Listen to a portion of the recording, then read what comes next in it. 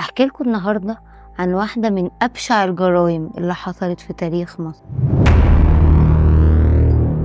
في سنة 2008 وفي لحظة يأس وضعف بيقتل المهندس شريف حافظ كل أفراد عيلته، وده بعد ما خسر كل أمواله في البورصة. المهندس شريف حافظ من أسرة مصرية محترمة وأسرة محبوبة جدا، وكان الكل بيحسدهم على احترامهم وأدبهم، وكان الأب خلوق جدا وناجح، وكمان معيشهم في مستوى مادي محترم لأنه كان مستثمر قديم في البورصة. وكان الأب بيستثمر جزء من فلوسه مع شخص اسمه أحمد صالح، وبعد ما كان بيحقق مكاسب ضخمة وقدروا في خلال 10 سنين بس إن هم يمتلكوا عربيات وبيوت وعاشوا حياة الأثرياء. بس بتحصل الكارثة لما المهندس شريف حافظ كان مستني أرباح البورصة الربع سنوية، لأنها ما كانتش وصلت. فضل مستنيها بدل الشهر 3، وبيدور على أحمد صالح اللي كان بيستثمر معاه فلوسه، بس للأسف لا حس ولا خبر.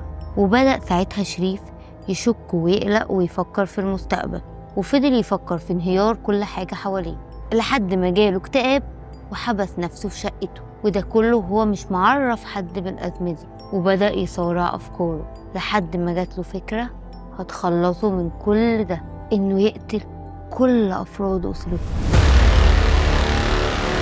شريف كان زي أي أب مصري بسيط متعود إنه يصلح كل حاجة في بيته بإيده، وفي نص الليل بيقوم من سريره ويروح ناحية دولاب المعدات، وبيمسك البلطة وبيروح ناحية أوضة ابنه سامي وبنته داليا، وضربهم على راسهم لحد ما فرقوا الحياة.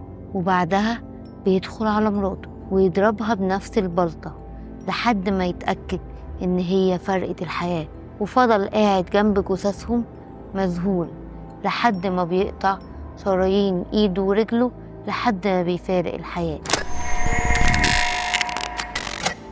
وتاني يوم الصبح حاول أخو مرات شريف إن هو يتصل بيهم، ولكن محدش بيرد عليه، فقلق وراح لبيت أخته، ولما محدش فتح له اضطر إنه يكسر الباب عشان يلاقي أخته وكل عيلتها غرقانين في دمهم. وفورا بيتصلوا بالشرطة وبيتنقل رجال الشرطة والنيابة للمكان وينقلوا الجثث للمشرحة ويقدروا ينقذوا الزوج المهندس شريف.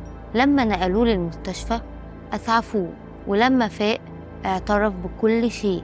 ومع كل ده إخوات الزوجة دفعوا عن الزوج القاتل حتى بعد اعترافه بالجريمة، وقالوا في حقه إن اللي حصل هو خوف عليهم من الفقر، وإنه مستحيل يكون في حالته الطبيعية لحظة ارتكابه الجريمة. ورغم اعتراف القاتل باللي حصل، جه المحامي في المرافعة وبيقدم ادعاء بإن القاتل مصاب بمرض نفسي وما كانش عارف هو بيعمل ايه. وقتها قام شريف الجاني وقال كلام أذهل كل الحاضرين في المحكمة لما قطع حديث المحامي واعتذر له وطلب من هيئة المحكمة إنه يتكلم. ولما أذنت له المحكمة بالكلام نفى كل حجج محاميه وأكد على سلامة قواه العقلية، وقال إنه ارتكب الجريمة بمحض إرادته الحرة وإنه كان واعي تماما، وطلب من القاضي إنه يصدر حكم عليه بالإعدام فورا. وبالفعل بيوافق المفتي، وقبل تنفيذ الحكم بيروح له قرايبه وأصدقائه وحتى إخوات الضحية اللي هي زوجته، وحاولوا يقنعوه بالاستئناف عن الحكم وقبول الدفاع بأنه ما كانش في كامل قواه العقلية، لكنه رفض كل ده. وبعد 7 أيام من الحكم على شريف بيخش واحد من السجانين اللي زنزانته بيلاقيه ميت وفارق الحياة بموتة طبيعية وهبوط حاد في الدورة الدموية. وانتوا تفتكروا ان في حاجة في الدنيا ممكن توصل حد انه يقتل ولاده ومراته؟ قولولنا